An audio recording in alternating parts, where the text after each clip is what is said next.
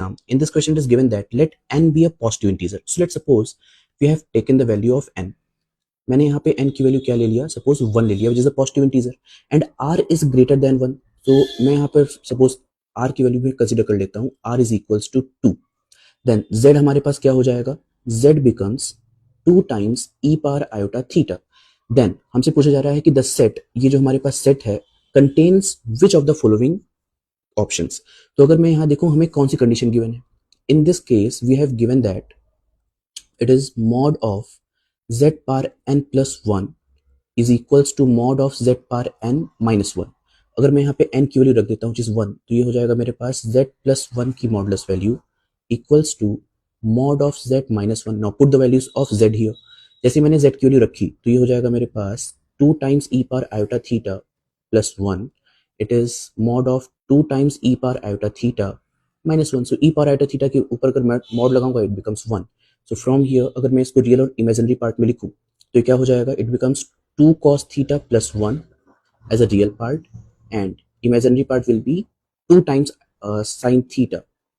Okay, so this becomes iota times 2 sin theta and is equals to 2 minus 1. So from here we are getting square root of, जैसे मैंने modulus value लगाई, so it is 2 cos theta plus 1 whole square plus 2 sin theta whole square equals to 1. Now check the option number 1. Option number A में हमसे क्या बोल रहा है, हमें cos n theta given है, अगर मैं n की वैल्यू रखता हूँ so it becomes cos theta is equals to 1. If cos theta is 1 then what about sin theta? Sin theta हमारे पास 0 हो जाएगा.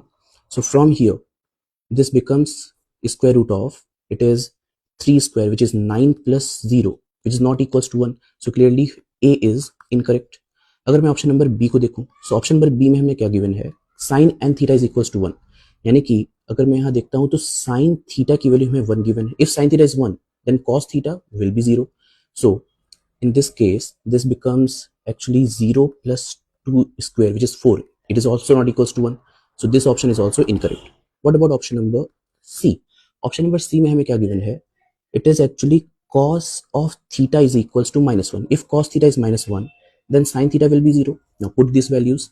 जैसे मैंने इस वैल्यू को रखा तो मुझे क्या मिल जाएगा यहाँ से, it becomes minus 2 plus 1 whole square plus 0.